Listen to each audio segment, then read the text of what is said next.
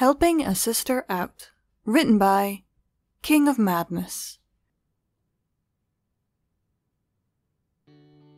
Rainbow Dash sat on the leather couch in her den. Cartoons were playing on the TV, which would normally act as a good distraction for a 10-year-old girl, but not this time. Instead, the rainbow-haired child just stared at her feet as she swung them back and forth. Her outfit was dirty and she was covered in bruises, which was usually a sign that the day had been a good one. But not this time. Rainbow Dash was so mopey that she didn't realize that someone was there with her until she felt someone sit down next to her. She already knew who it was, so she didn't bother looking at him. A man with lavender skin and a mop of rainbow hair sat beside her, staying silent for a moment to see if Rainbow wanted to speak first. When she remained silent, he spoke. "What's wrong, Dashie?" Rainbow Dash didn't answer immediately, but did after a few seconds passed. I just had a bad day, that's all." Can you tell me why it's been a bad day?" Bo Hothoof asked. "Well, I don't know how to put it. It's just been bad. I'm fine, Daddy. Really." Bo simply nodded in response.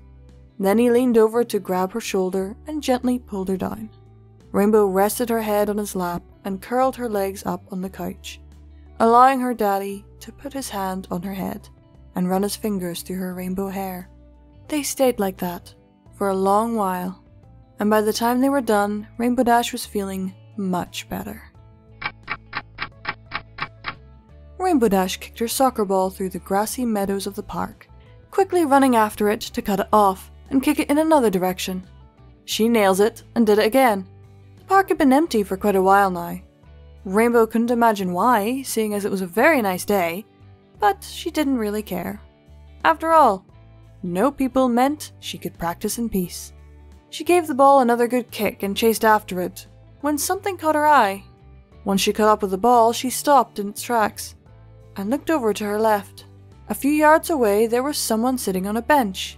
The person on the bench was faced away from Rainbow, but she could tell by the pink hair and the fact that they were surrounded by animals that it could only be Fluttershy. Rainbow smiled and picked up her ball before walking over to her friend. She felt like she should have been at least a little surprised by the crowd of birds and small mammals that surrounded Fluttershy. But when you've hung out with Fluttershy as long as Rainbow has, you get used to such things. Once Rainbow was close, the animals dispersed. Strangely, Fluttershy didn't seem to notice. Rainbow stepped around so that her friend could see her, but Fluttershy seemed preoccupied with looking at her hands, which were folded on her lap. "Hey, Fluttershy!" Fluttershy jumped in surprise, but sighed in relief when she saw it was just Rainbow. "Oh, Rainbow Dash, you startled me." "Sorry, I just wanted to see what you were up to." Fluttershy returned to looking at her hands. "I'm not really up to anything." Rainbow's smile faded. Fluttershy seemed sad, depressed even. "You okay, Shy?" Fluttershy didn't answer or even look up. Rainbow took a seat next to Fluttershy and set her ball to the side.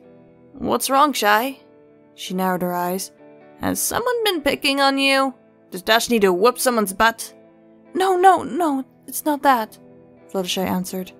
"I just had a bad day, that's all." Rainbow Dash raised an eyebrow. "Uh-huh.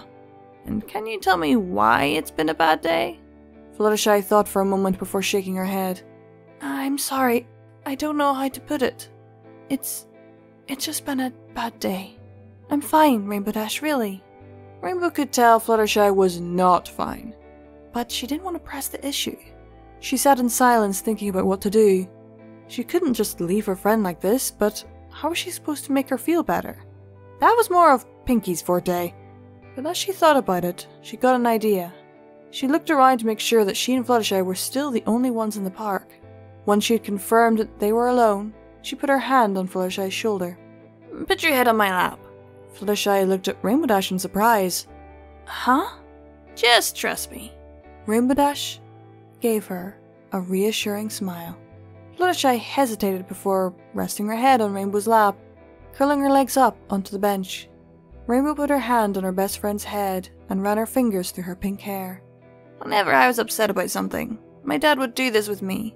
It always made me feel better. Fluttershy smiled. Thank you. Don't sweat it.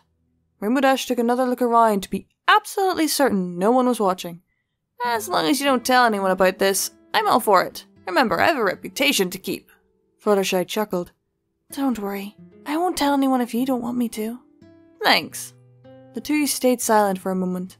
Rainbow continued to rub Fluttershy's head just like her dad did for her. It actually made Dash happy. Not only because she was helping her best friend, but she could imagine what her dad would say if he saw her right now. She never would hear the end of it, of course, which is why she wasn't going to tell him, but he would be proud.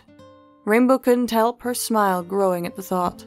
Fluttershy smiled as the woes of the day started fading away from her. She knew that Dash could be mean and egotistical at times, but Fluttershy always knew that Dash was sweetheart on the inside. I kinda want to give you a wet willy, though. Please don't. Rainbow chuckled. Nah, I'm not gonna do that. I'll save it for Skiddly. Both girls laughed.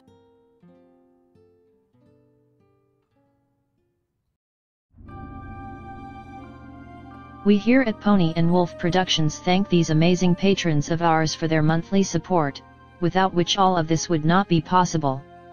We sincerely appreciate it, and every dollar helps, is needed, and will be used to keep us going to produce audiobooks for your continued enjoyment.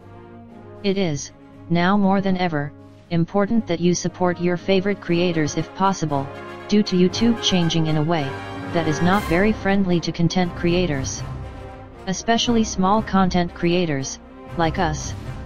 In recent months, the names you see on screen have enabled Midnight and Visual Pony to keep going and only having to sell off part of their belongings to not end up on the street.